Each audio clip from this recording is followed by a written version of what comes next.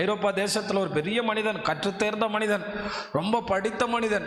அந்த மனிதன் பாரம் இல்லாத ஒரு இடத்துக்கு போகணும்னு சொல்லி தான் இருந்த இடத்துக்கு இருந்து எல்லாவற்றையும் எடுத்துக்கொண்டு இன்னொரு தேசத்துக்கு போகிறான். அவனுடைய கணிப்பு என்ன? நோய் இல்லாத, பிரச்சனை இல்லாத, கஷ்டம் இல்லாத நல்ல மனிதர்கள் வாழ்கிற இடத்துக்கு நோக்கி போகிறேன்னு சொல்லிட்டு புதுசாக ஒரு இடத்துல போய் என்ன பண்ணாராம்? குடியேறினாராம். ஆனால் குடியேறின பிறகு பார்த்தா இருந்த இடத்தை விட போன இடம். இன்னைக்கு நிறைய பேர் குடும்ப வாழ்க்கையில் டைவர்ஸ் ஆகிறதுக்கு காரணம் என்ன தெரியுமா? இந்த மனைவியோட வாழ முடியல, புதுசாக ஒன்றை பார்க்கலாம், கடைசியில் அவனுக்கு எங்கேயுமே என்ன இல்லை. ஏன்னா நம்ம எல்லாம் யாரு? பாரம் சும.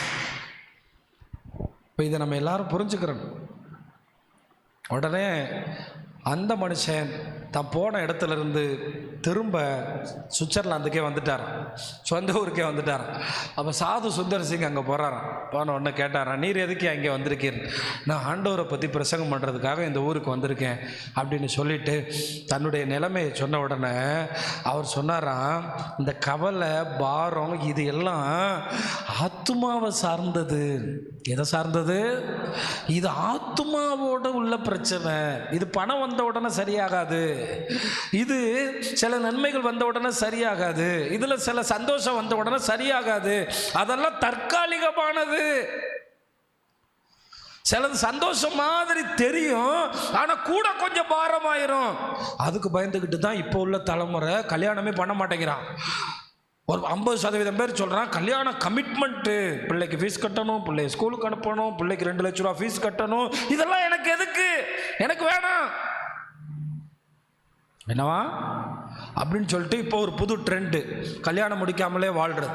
அதுக்கு கேட்டால் லிவிங் டுகெதர். அது அதை விட மோசமாக இருக்குது. டெய்லி சண்டை, டெய்லி பிரச்சனை, கமிட்மெண்ட் இல்லாத வாழ்க்கை. அப்போ தான் சாது சுந்தர் சிங் அவர்கிட்ட சொன்னாரா, இது எது சம்பந்தப்பட்டது? ஆத்துமா சம்பந்தப்பட்டது. ஆத்துமா சம்பந்தப்பட்டது சரியாகணும்னா இயேசுவின் இடத்துல போகணும். அல்லேலூயா. அப்பதான் சொன்னார், என்னிடத்தில் வாருங்கள். இங்க இருக்கிற யாராவது இந்த காரியம் நடந்தா எனக்கு எல்லா பிரச்சனையும் சரியாயிரும் நினைச்சுக்கிறா, நீங்க தப்பான இடத்துல இருக்கீங்க. நீங்க எப்படி இருக்கீங்க? நீங்க தப்பான யோசனையில் இருக்கீங்க.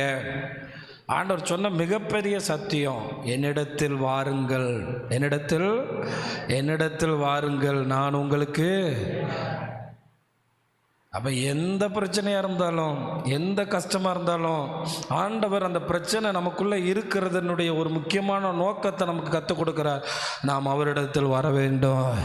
இஸ்ரவேல் ஜனங்களுக்கு அடிக்கடி சொல்லுவார், என்னிடத்தில் திரும்புங்கள், என்னிடத்தில் திரும்புங்கள், நான் உங்களிடமாக திரும்புவேன்.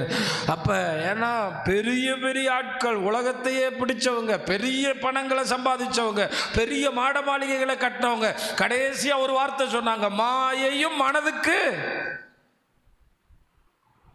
அதனால் ஒன்றே ஒன்று சொல்கிறேன், அவரிடத்தில் திரும்புவதுதான், அவரிடத்தில் வருவதுதான் நமக்கு இளைப்பாறுதல். அதை கண்டுபிடிக்காத வரைக்கும் இவன் இங்கே உட்கார்ந்துக்கிட்டே பாரப்பட்டுக்கிட்டு இருப்பான். அதை கண்டுபிடிச்சா மட்டும்தான். சிலர் இங்கே வருவான், ஆனால் அவர்கிட்ட வரமாட்டான். அவனுக்கு என்ன கிடைக்காது?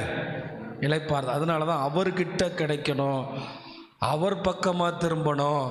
அதனால் ஆண்டவர் இன்னைக்கு நம்மக்கிட்ட கூப்பிடுறாரு, நீங்கள் எந்த பிரச்சனையோடு வந்தாலும் அவரிடத்தில் வந்தால் உங்களுக்கு என்ன கிடைக்கும்?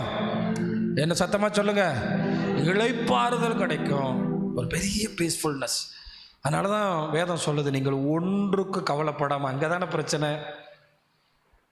அப்போ முதல்ல அவர்கிட்ட உட்காரும்போது நமக்கு கிடைக்கிற பெரிய ஆசீர்வாதம், கவலை கண்ணீர் எல்லாம் கம்ப்ளீட்டாக மறையுதம்மா. எப்படி மறையுதா? ஆமாம், பயங்கள் நீங்குதம்மா, பரலோகம் தெரியுதம்மா, பயங்கள் நீங்குதம்மா. அப்போ அவரோட உட்கார்றவனுக்கு தான் என்ன கிடைக்கும்? ஜெயிலுக்குள்ளே இருந்துட்டு சொல்கிறாரு சந்தோஷமாக இருங்கன்னு சொல்லிட்டு பிலிப்பியர் 4:5 சொல்கிறாரு ஒன்றுக்கு கவலைப்படாதீங்க. பிலிப்பியர் 4:4 சொல்கிறாரு சந்தோஷமாக இருங்க. அப்படின்னா என்ன அர்த்தம்னா, நான் ஜெயிலுக்குள்ளே எப்படி இருக்கேன்? சந்தோஷமாக இருக்கேன். அவர் என்னுடைய வாழ்க்கையில குறித்ததை இந்த ஜெயில் தடுக்காது, என்னுடைய இளைப்பாறுதல் இந்த ஜெயில் தடுக்காது. அப்ப இங்கே தேவனிடத்தில் வராதவனுக்கு இளைப்பாறுதல் இல்லை.